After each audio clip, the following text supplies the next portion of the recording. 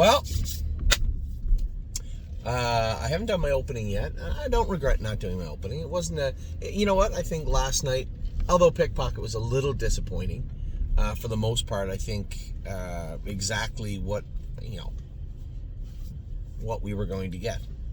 Not exactly. Blanton's Blue made a break. He's made a break all year. Yeah, I made a break. He did 7-hole. I don't know what happened. If he can't, the problem with Blanton's Blue right now is if he can't do in Yonkers, we're left waiting for Excelsiors that he can almost do in. It's not a perfect thing. And I know all my partners on Blanton's Blue are like, he should be here, he should be here. Let's send him to Saratoga. I'm not going to start bouncing the horse all over the place trying to make classes. So mine would be the order that says Anthony on it. Yeah, but did you get food?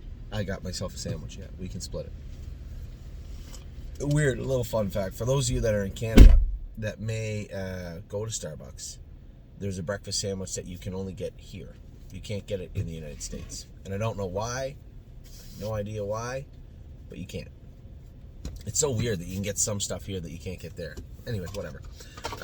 So yeah, in regards to Blanton's Blue, listen, I love Blanton's Blue, but we got to utilize them properly, right? Well, it's when you try to generalize it and make it as easy as possible, we're trying to find the 6 to 5 and 8 to 5 and 9 to 5 classes. I stole Amy's hat. She's not very happy about it.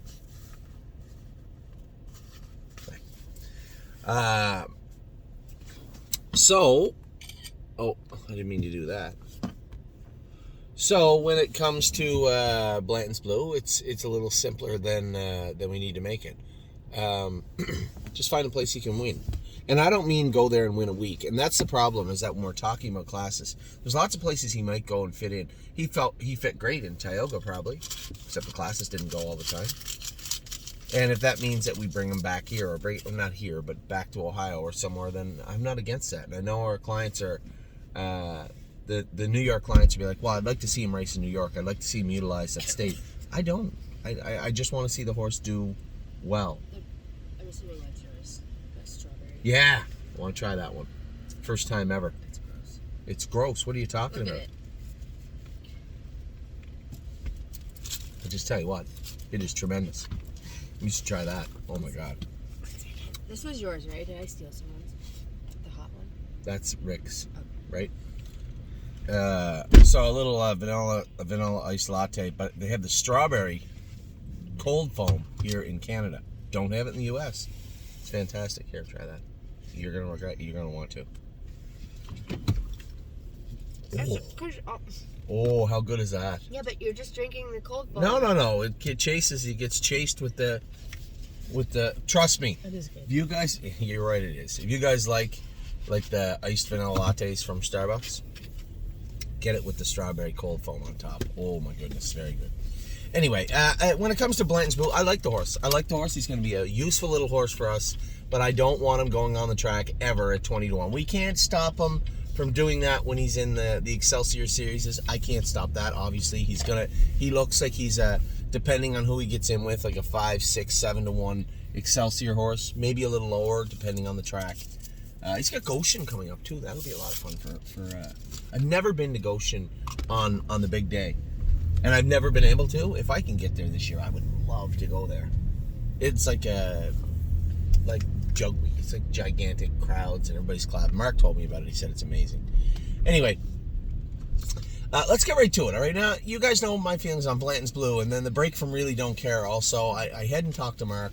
I know Mark hates when the trotters make breaks, but the question I need to know, and this is specifically to Really Don't Care, can she get around Yonkers? Was that a one-off? Did she make a break because she hasn't been on a half since last year? Are we going to be able to get her around Yonkers? If not, now what? And we have options with both of these horses, but breaking can't be one of them. It just can't be. So I need to get to the bottom of that. Now, let's start from the top. I thought our two best shots yesterday of winning were, well, three best shots were the horse that won, JK Victory. Renegade Gypsy, possibly. And actually, what does his line look like? Can you look it up? Can you look up Renegade Gypsy's line? He raced late last night around 10 o'clock. Bob told me. He what? Bob told me he finished like in a pack of horses. Oh, so he was like fifth or Like, something. could have been fifth, but could have been Oh, okay. better. Well, I mean, it's the same thing I've told everybody. This horse has struggled every summer of his life. He was good at 2 because he was just a little bit better than Just them. red and red light. No, I didn't. That was a yellow light. But thank you, Officer Amy. And at 3, he did flounder, and it was frustrating for us because we couldn't figure out why, and this is why. And I think it's something that has bothered him, and it will bother him. The heat does not bode well with Renegade Gypsy. So we'll see how that plays out. But our best shots tonight were JK Victory, potentially Renegade Gypsy, and then Patrick the Piranha was probably supposed to win, but how would he navigate that 7-hole?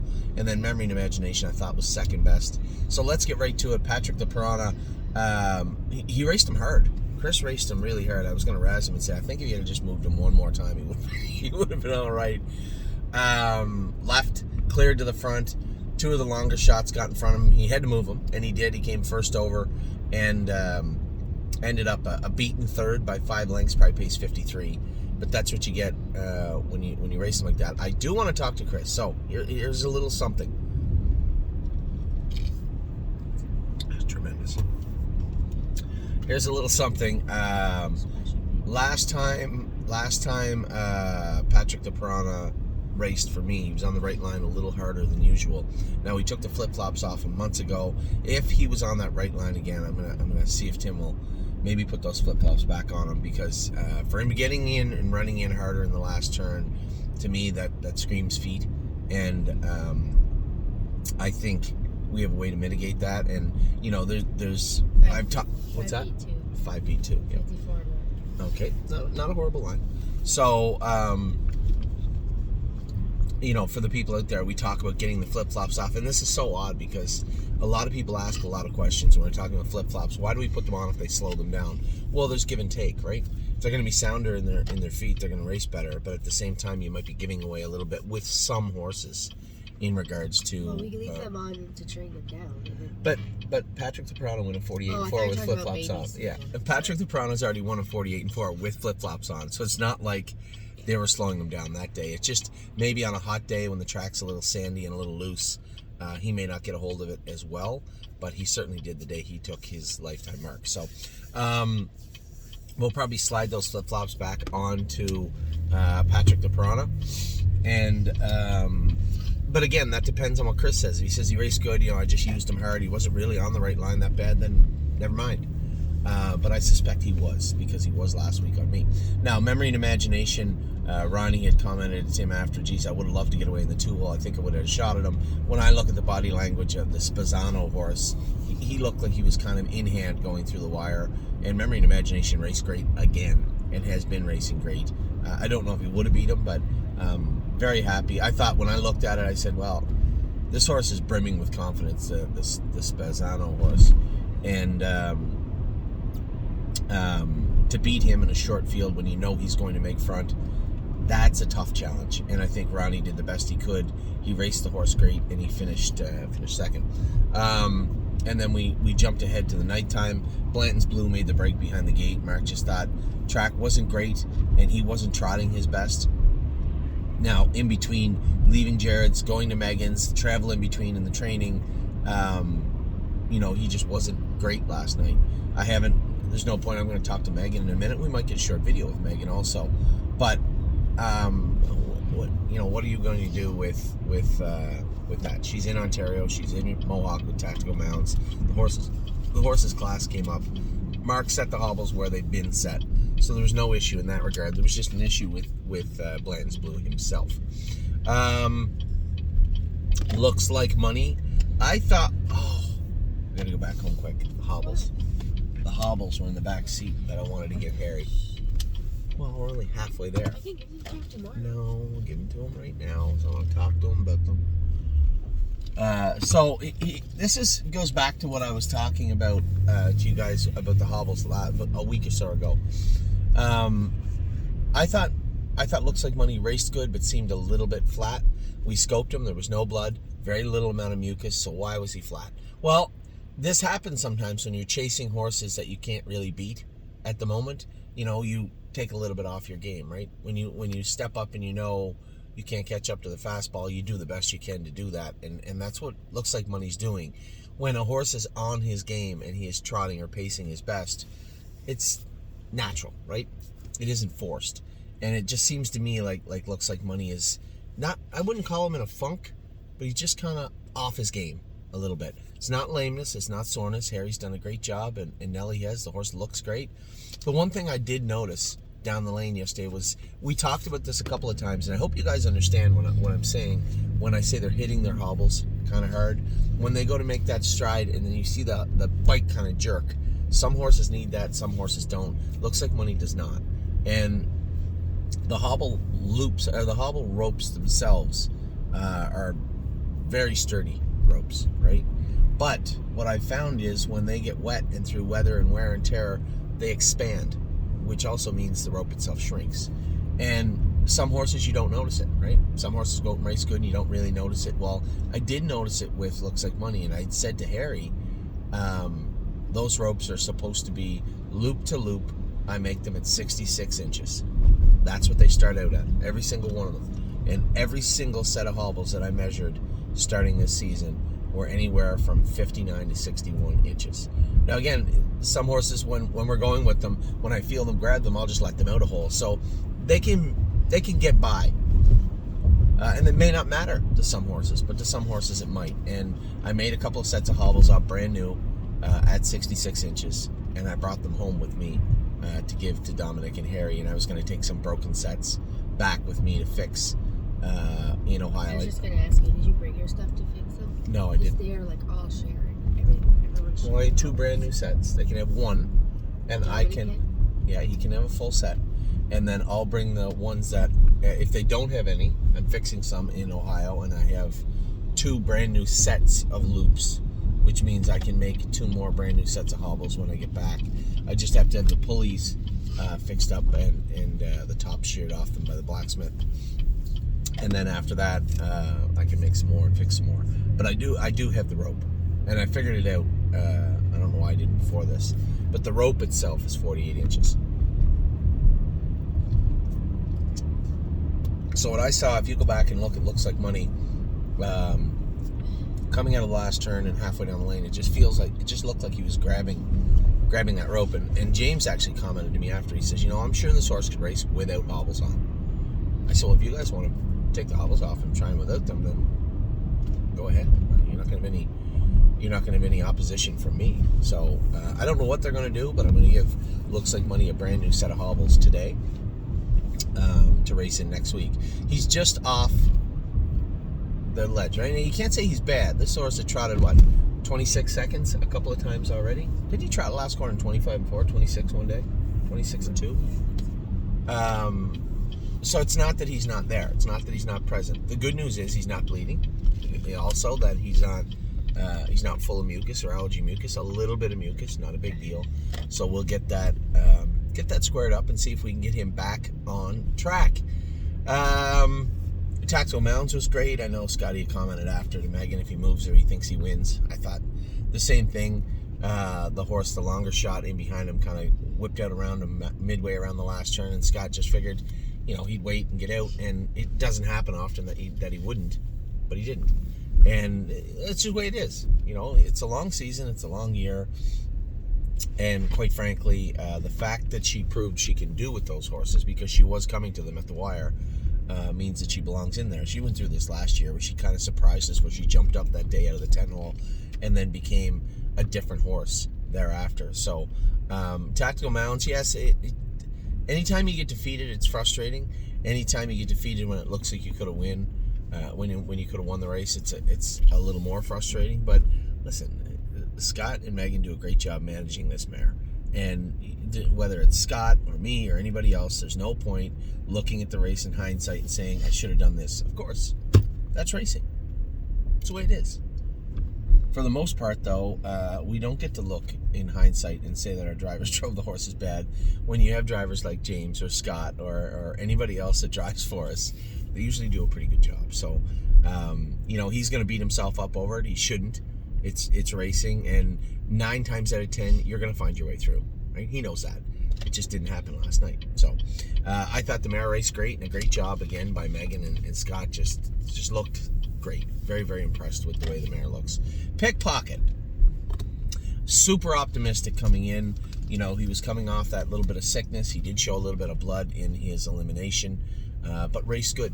53-4 last quarter, 29 seconds flat. That's kind of where he's been. It's kind of where he's raced. He won at 53-3 at the Meadowlands. You know, what are they going to go? I don't know the horse that was the favorite, the Highland. Oh my God, what a freak that thing is. Yeah. Oh my It God. didn't even pull the plugs out.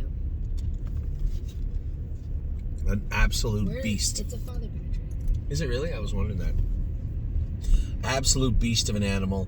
Mark Etzel's got another killer on his hands, so congratulations to him. Super, super nice guy and a great horseman, and he did a great job with this thing. What a nice horse. So congrats to him. An absolute monster of an animal. And, you know, when, again, it's just behind their front seat. I'll hold those, honey. What did they get? Just 2 sets of hobbles. 2 brand new sets of hobbles. When he was on the front and James is coming with Pickpocket, I'm like, geez, I don't know how good the horse in the front is, but this is Pickpocket will advance and he'll come forward at him. And then when Louis come out, James had to kind of jam him, and then he get out of gear for a few strides, right? His gait wasn't the best last night, and as I was talking to one of our partners, Mike, after the race, and he said he just looked rough, a little more rough than he did before. I said, well, this is what happens. I need everybody to understand this. When you have the horses bottled up and contained, they're always going to look their best. But when you got to stretch them and stretch them and stretch them the whole way, you get to see the chinks in their armor, right? The little cracks in their exterior. And Pickpocket isn't perfect. He has his issues. Nothing super serious, but he does have his issues. And when you see a horse get stretched and asked to go 105%, right? Then you start to see those little imperfections. And that's what you saw last night with Pickpocket. You know, when James drove him the week before, he was bottled up, moved him halfway down the lane and just got beat. Whereas last night, get away 6th and end up first over and then stopped in the last turn. James told me, he said, when Louis came out and he grabbed a hold of me, he said, geez, I'm going to give this horse a run for its money. And then he get out of gear for 3 or 4 strides. He said, I lost 2, 3, 4 lengths. And then he just couldn't make it up. And then lo and behold, you look at the line, 53-3 last quarter and 28-4. So there's certainly nothing wrong with having a 53 trotter at 3. You just have to find the right spots. Now, our biggest concern heading into Kentucky is his bleeding. Is he going to bleed in Kentucky? Are we going to be able to manage it? Kathy and Eric have a tall order in front of them. You're sending the Flexi Neb, right? So the nebulizer that we can use, where you put it on the horse's face, and they can breathe in some stuff to help clear up their allergies, clear up their throat, and hopefully help dry up their lungs. Hopefully this will help. All this stuff is incremental, right? It helps a little bit here, a little bit there, but the goal obviously is to have that horse race and not bleed. And we'll see. Oak Grove in 9 days. The good news is we can train on Lasix down there. You just can't race on Lasix down there. So a lot going on, a lot of planning to try and formulate a plan moving forward where we can have success with Pickpocket in Kentucky. I think it's achievable and attainable, but it's going to take a lot of work from Eric and Kathy. So hopefully that all works out. He's heading there Tuesday morning. He'll be heading to Northfield Park. Dr. Latessa is going to have a checkup with him, and then Kirby is going to take Memory and Imagination and Pickpocket down to Oak Grove. Now, I talked to Eric yesterday, and he said the track can be a little deep there at times. We're going to have to get the flip-flops off of Memory and Imagination when he is in Northfield. I don't think it would be wise to race him with flip-flops on down there. And once he gets to Lexington, he definitely doesn't need them. But I think Timbery has flip-flops on. not anymore. Took them off. She just got shot. I just took them off. Oh, okay. Yeah.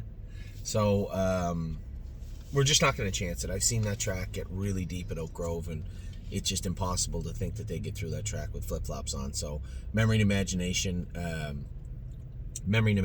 flip-flops off. Pickpocket is aluminums and plates. I'm going to check his feet also. When I see him trotting, he looks like a horse that his feet is hurting him. And if that is playing a role, which it very likely could in a lot of things. One is gait, two is bleeding. All that could be connected. It's going to be much better for us when we get him over to Lexington, that's for sure. And he's going to hang out in Lexington for the rest of the year for the most part. You know, you won't see him on a stone dust track again after Oak Grove until maybe Corbin, or if he improves and he looks really good, the Meadowlands again, or the Matron if he goes there. We have lots of options for him, but first and foremost, front and center is Lexington. All right, JK Victory, great again. Kyle Wilfong did a tremendous job with this horse. Put him on the front. It's becoming glaringly obvious. You just can't duck this horse, right? You got to be coming forward off the car with him. You don't have to be on the front, but you can't be at the back. And the only 3 poor lines this year from this horse, he was ducked all 3 times. It's not the driver's fault. This isn't me attacking the drivers. When you look at the program and you look across the gate and then you go to step in the gas coming off the car and it looks like you're going to get stung, beat up, or parked, obviously you're going to do what's best for the horse. So I'm not attacking anybody, but when you look at the way he's been driven lately, and he's down in class also, but 49-3 last night, 26-2 on the end of it. You know, that's where he likes to be raced, and that's how he likes to be raced. So a great job by Kyle Wilfong. Congrats to all my partners on JK Victory, and to Kyle also. A great job done by everyone. Renegade Gypsy 5th B2 in the pack, I was told by Amy. Raced good, but again, I'm convinced he struggles with allergies a little bit. And then Serious Dragon, another horse. I think you just take him to the back, and that's what you get, right? You get what you're given, and he doesn't like getting away last and racing in that manner either. But what are you gonna do? He's got the 9-hole upper class. It's certain suicide to go out of there with him. You just have to turn the page and, you know, bite your tongue, and that's that until we get him into a better class. And always, this is why I hate racing horses up and down the conditions. You're giving away races every week, and it's just not ideal. But we don't really have an option, or do we? I mean, we do have Georgian, we do have Georgia, and we do have Grand River. That is now also a 5/8. So maybe when it looks like he's getting up a little higher next time, we just simply relocate him over to the other facilities and see if we can't get a better mix of racing, rather than just saying, well, if he moves up in class, hopefully he draws good, hopefully it's a soft bunch. Let's just assume he's going to draw bad and it's going to be a tough bunch, right? Let's put him where he's likely to do the best, and that would be at one of those other facilities. And that's part of what I want to talk to Harry about today also, is what's his take on Serious Dragon, what would he like to do with Serious Dragon, and how do we get that done. Now, also in Ontario this week, we're going to be moving some horses around, some of the stake horses. Harry's going to get a couple of the horses that are going to be racing in the stakes. That will be up to Dominic. Harry, Danny obviously plays a role. My 2 cents would be, for sure, they put in all the work with the 2-year-olds, so I think Harry would be looking at maybe Resolve Indeed and the Payson filly, My Wicked Heart, or if he wants, that'll be again up to Dominic. One of the other horses, I can't imagine he's going to be too eager on cutting Century Legion loose the way he looked the other day. But again, that will be up to everybody. It's a solid team effort, and that's something we're going to come to today.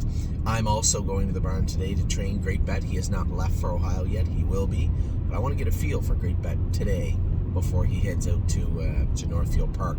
So you can be sure he'll be 1 tight and 2 ready to rock when we get to Northfield on Wednesday evening with him. A busy week ahead for me. I have today just to chill. Tomorrow I have to be at Northfield later at night. And then Tuesday gets really busy. Tuesday I have to be qualifying horses at the Meadows. Tuesday evening I'm going to race Brace for Landing here at Mohawk. Then I go back right away, back Wednesday. Now, it's not too bad because I think I start in race 6 with Ready for Landing Wednesday afternoon. Then Wednesday night, I'm at Northfield Park. We have 6 in, I believe. That will be busy. And then after that, it's to be determined. Do we have some 2-year-olds in? We have the 3-year-old trotting colts back in pop-up divisions at Scioto Downs. Do we have any of the 2-year-olds in to go? If we do, I'll definitely be trying to catch them, whether they go to the Meadows or whether they go to Scioto. What is likely to happen is a doubleheader for me. The Meadows Thursday afternoon and Scioto Downs Thursday evening. Friday, I do want to be back in Canada. Oliver plays a tournament in Cambridge this week. He plays all weekend long, Friday, Saturday, Sunday. So unless it is absolutely imperative that I have to be somewhere, I'm going to be right here in this province, in this country, Friday, Saturday, and Sunday. Of course, Monday, it all starts. The biggest day of the year so far for us will be the first starts of our 2-year-olds in Kentucky, and also Memory and Imagination, Pickpocket, and Arson will also race Monday and or Tuesday at Oak Grove. So that's how my week, my next 7-8 days is shaping up. It's going to be great, hopefully. It's going to be hot next week. Did I tell you how hot it's going to be? 35 degrees with a chance of rain at Northfield on Tuesday. Do you know how hot that is when the sun is not there and there's a chance of rain? It's still 35 degrees. Oh my God. It's going to be a boiler this week. So a lot of fun though. I don't know who's coming on tour with me. Addie might be staying with Mom. Is that a problem? Because she said she doesn't know if she wants to drive everywhere with me this week. But I suspect when she finds out Ava is, because Ava has to go back to Ohio. And Ava's already told me, she goes, I don't mind the driving. I'll go. So, no wonder. She just sits on her phone and doesn't have to babysit. She sits on her phone. I hate that when you say that. It's a silly statement. I know. Well, she can. Is there anything she can like drop in and do? Because when I go to Pennsylvania, when I go to the Meadows, theoretically I can drop back by. Well, I have to anyway to get her Thursday, right? I have to drop by and get her Thursday anyway. She has to go with you then. No, she knows she has to come back to the States with me, for sure. She's okay with it. I just wondered if there was other stuff she could do, go swimming or do something. Anyway, we'll figure it out. We have a pool in our backyard. So. I know, we'll figure it out. Anyway, that's what went on last night. That's what's going on today. We have, I still have my opening video due. I wish I had a little more optimism in regards to, or a little more to report in regards to how Picker did last night. Not disappointed. When you look at his line, that's what he can do, right? You're going to be mad because our 53 trotter can't trot 51? No, it's not fair to him. He's a good horse. He's going to continue to be a good horse. We just have to hope that we can get him through Kentucky, but I suspect we can. Anyway, with that, I'm going to let you guys go. A little longer Sunday video for you, but if your Sunday is like mine, not a whole lot to do today. Just some stuff to think about, some stuff to talk about, takeaways from last night and from yesterday. Happy with the Meadows. They raced great. Blanton's blue. We got to get him under control and figure out what we're doing with him. Looks like money. I think these hobbles will help. Looks like money. Tactical Mounds was great. I know Scotty's, going to be upset about how things turned out, but you know what? That's racing. Turn the page. Did a great job with the mare. And he's always looking to take care of her, and that's important for us, right? Pickpocket, a little upsetting, but at the same time, he raced as well as he could. JK Victory was good again. Really don't care. Again, the question marks remain. Those Yonkers horses from last night. We'll answer those today. Renegade Gypsy, status quo. Just if they want to keep moving forward with them, then that'll be up to them. But a little bit of a funk right now. And Serious Dragon, just got to get him in a spot more consistently where he can do his best work. Now, maybe it is that he just got away 9th and they went in 51 in front of him. Maybe if he was in where he had the 4 hole, that wouldn't happen. I don't know. That's a discussion for Harry and James. I don't really have a whole lot of input other than to say, let's just put him in where he can do as best we can all the time. So, with that, I'm going to let you go. I hope you guys are having a wonderful Sunday. The weather is absolutely beautiful here. Just one of those things, you got to remember, and I say this to Amy all the time. She says I sound old when I say it. But you got to remember, we don't have a ton of days all year that are like this. This is one of them. Just a beautiful day. Soak it all in. Have some fun with your family, and I will talk to you all very soon. Take care.